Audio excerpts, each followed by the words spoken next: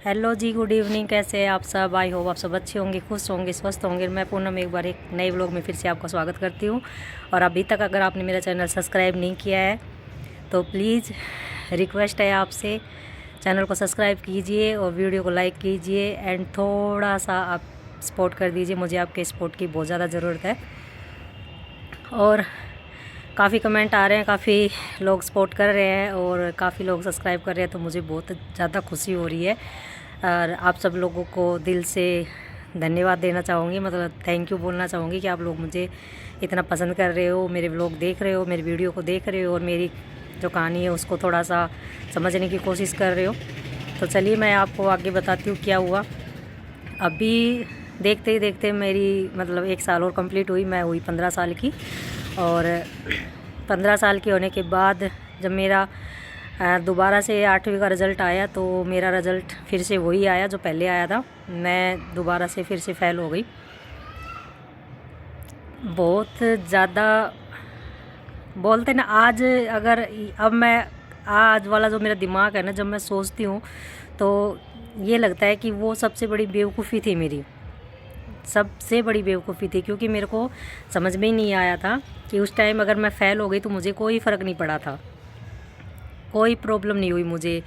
तो बहुत ज़्यादा गुस्सा भी आता है अब तो कि तू ना समझती उस टाइम।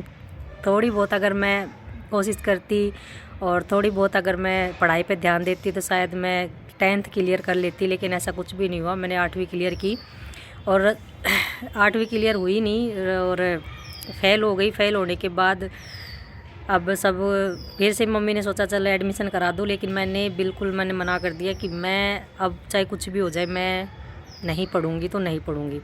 मैंने साफ मना कर दिया, मुझे नहीं पढ़ना है। तो अब मेरे को एडमिशन नहीं लेना था। तो थोड़े दिन के लिए मैं जो मेरी नानी थी, मेरी मम्मी ने मेरी नानी के पास भेज दिया मेरे को 2-3 महीने के लिए। मेरी नानी और नाना एक बहुत ही ऐसे गांव में थे उस टाइम, जिस गांव में मतलब कोई दुकान नहीं थी। वो हमारी एक दुकान खुली थी वहाँ पे। और पहले अनाज एक ऐसी चीज़ होती थी कि अनाज के बदले में सामान दिया जाता था। आजकल पैसे होते हैं, उस टाइम अनाज का मोल ज़्यादा था कि अनाज थे और अनाज से ही मतलब सामान ख़रीदा जाता था। मैं वहाँ पे 2-3 महीने मेरी नानी के पास रह के आई। मेरी नानी का पूरा परिवार था, बहू थे, बेटे थे, पोता पोती थे, लेकिन एक मजबूरी इंसान से क्या कुछ नहीं करवा देती है। इधर गांव में सब कुछ मतलब सब कुछ हमारा जा चुका था। दर दर की ठोकरें खाने पे मजबूर हो गए मेरे नाना नानी, मेरे मामा मामी। गांव का जो भी ज़मीन थी, जायदाद थी, मतलब धीरे धीरे सब कुछ बिकने लग गया, सब कुछ बिकने लग गया। और ऐसी कंडीशन हो गई थी कि कुछ मतलब खाने के लिए भी दोनों बाप और बेटे को अलग होना पड़ा। वरना गांव का जो सबसे बड़ा ज़मींदार का एक बोलते हैं वो घर जो था वो हमारा ही था, नाना का।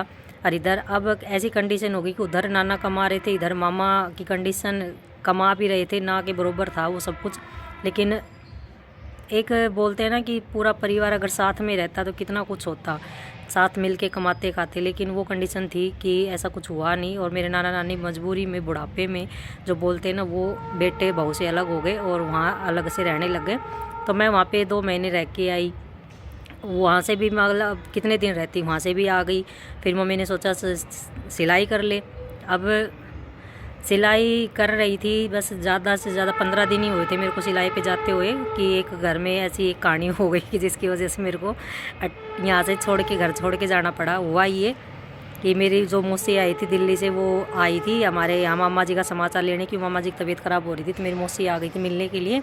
और अभी अंधेरा हो चुका है, आज मैं व्लॉग थोड़ा लेट बना रही हूँ। तो वो आई थी मिलने के लिए, तो सबने सोचा चलो आज वीसीआर देखते हैं। पहले वीसीआर चलता था तो सबने मतलब वीसीआर चलाने का डिसाइड किया। तो मेरी मौसी बोली चल तू भी और वीसीआर में पिक्चर देखेंगे साथ में। लेकिन मेरे पापा को गुस्सा आ रहा था। मेरे पापा ने उस टाइम ड्रिंक की हुई थी तो उन्होंने मना कर दिया कि मैं नहीं भेजूँगा। लेकिन मेरी मौसी मेरे को ज़बरदस्ती ले गई और हम सब ने रात को वीसीआर देखा। वीसीआर देखने के बाद मेरे पापा ने रात को मतलब पूरा हंगामा किया मम्मी के साथ, मतलब गुस्से में बोलते हैं ना, ड्रिंक करने के बाद आदमी बेकाबू हो जाता है, उसको कुछ नहीं पता। तो अगर मुझे पता होता ये कहानी हो रही है तो मैं शायद ना जाती वीलचेयर देखने के लिए। तो मैं जब सुबह घर आई तो मेरे पापा ने मेरे को बोला, अभी भी जा, तेरी मौसी के घर क्यों आई है यहाँ पे। तो मेरे को उस टाइम दिमाग तो इतना था नहीं, बच्ची वाला था। मैं वापस मौसी के घर चली गई और वहाँ पे जाके मैंने मेरी मौसी को बोला कि पापा तो मेरे को ऐसे बोल रहे हैं। तो मेरी मौसी बोली, तू चल मेरे साथ दिल्ली, मैं तेरे को दिल्ली लेके चलती हूँ, वहाँ पे मेरे साथ कुछ दिन रह के रह लेना और वहाँ से आ जाना रह के। तो मतलब 8वीं की पढ़ाई छोड़ने के बाद मतलब मैं भटकती चली गई।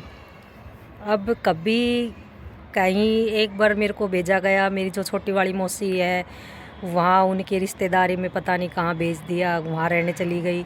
कभी नानी के पास चली गई, कभी मौसी के पास चली गई। तो मतलब ये हो गया कि अगर मैं पढ़ लेती तो शायद यहाँ बैठी रहती, लेकिन जैसे मेरी पढ़ाई छुट्टी तो मेरे को सब ऐसे मतलब ऐसा होने लग गया कि कहीं ना कहीं मैं जाने लग गई और घर में नहीं रह रही थी। और मम्मी को भी थोड़ा ना तो थोड़ी सी ऐसी ठीक थी, मेरे साथ जो हो रहा है वो ठीक है, लेकिन मेरी लड़की तो कम से कम माइंड फ्री इस चीज़ से थोड़ा सा दूर रहेगी। तो मैं दिल्ली चली गई मेरी मौसी के साथ, एक ही ड्रेस में और उन्हीं कपड़ों में। मैं और कपड़े भी नहीं लेके गई और मैं वहाँ पे 6 महीने मेरी मौसी के कंटिन्यू रह के आई। वहाँ से आने के बाद मेरी लाइफ का दूसरा पार्ट शुरू होता है, जो वो मैं कल आपको व्लॉग में बताऊंगी। अभी अंधेरा हो चुका है, मेरे को नीचे जाना है। तो थैंक यू सो मच, आप मेरी वीडियो देख रहे हो और मुझे लाइक भी करना और सपोर्ट भी करना एंड चैनल को सब्सक्राइब करना। कल बताती हूँ मेरी लाइफ का दूसरा पार्ट कैसे स्टार्ट होता है।